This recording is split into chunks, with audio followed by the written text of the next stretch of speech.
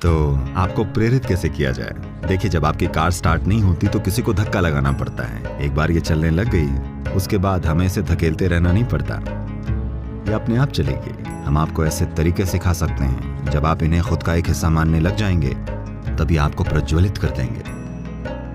नमस्कारम सद्गुरु। मैं जीवन में बहुत सी चीज़ें करना चाहती हूँ, पर मैं आलसी हूँ। मैं कैसे इस आलस से छुटकारा पाकर हमेशा प्रेरित रहूँ? आपको किसी के प्रेम में पड़ना पड़ेगा या किसी चीज के। अगर आपको कोई नहीं मिला तो आपको किसी चीज से प्रेम करना पड़ेगा। कोई चीज जो आपके लिए कुछ मायने रखती हो, तब आप सुबह उठेंगे। कुछ भी आपके लिए कुछ मायने नहीं रखता तो सुबह उठने की वजह क्या होगी? प्रेम कैसे हो? जब पहली बार शिव योग सिखाना चाहते थे तो उनकी पहली शिष्य, जो कि उनकी ही पत्नी पार्वती थीं, वो बहुत उत्सुक थीं उस परम ज्ञान तक पहुंचने के रास्ते को जानने के लिए, क्योंकि वो शिव को एक अद्भुत जीव के रूप में देखती थीं और वो उनकी ही तरह बनना चाहती थीं। उन्होंने पूछा, कैसे? मैं कुछ भी करने के लिए तैयार हूं। शिव ने कहा, कुछ भी करने की कोई जरूरत नहीं है, बस यहां आकर मेरी गोद में बैठ जाओ। उनको थोड़ी हिचक हुई, क्योंकि वो नहीं चाहती थी उन्हें पुचकार आ जाए। मैं उस परम ज्ञान को प्राप्त होना चाहती हूं। शिव ने कहा, आओ और बस आराम से यहां बैठ जाओ। वो बैठ गईं। शिव उन्हें अपने करीब ले आए, अपनी जरूरतों के लिए नहीं, उनके लिए। वो उन्हें और करीब ले आए, और ज्यादा और ज्यादा, और आहिस्ता से वो शिव का ही एक हिस्सा बन गईं। तो शिव का एक आयाम है जिसे हम अर्ध नारी कहते हैं, जहां आधा भाग पुरुष है और आधा नारी।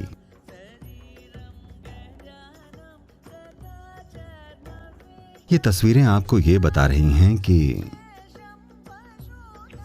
that is only by inclusion. It's only by inclusion that life will blossom.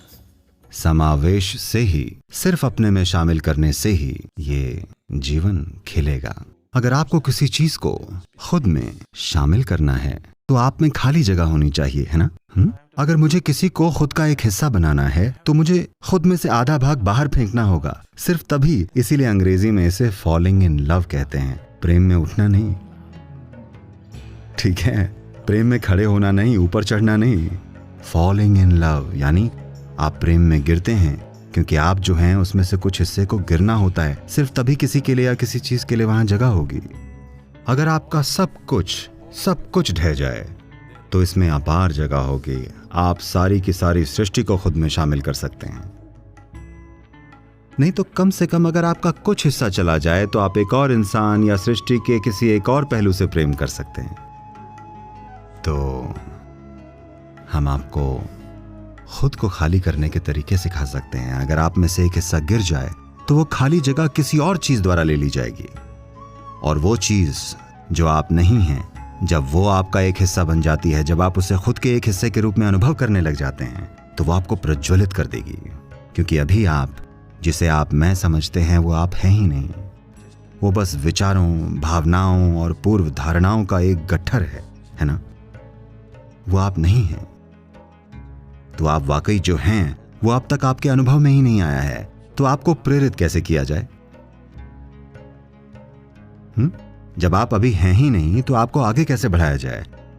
आप अभी तक हैं ही नहीं। जो है वो बस विचारों का एक गट्ठर है, विचारों और भावनाओं का एक बादल है, और हर तरह की चीजें हैं, है ना? तो इसीलिए साधना होती है। आपको यहां आकर साधना करनी चाहिए। शुरुआत में किसी को आपको प्रेरित करना पड़ेगा। देखिए, जब आपकी कार स्टार्ट नहीं होती किसी को धक्का लगाना पड़ता है। ओके,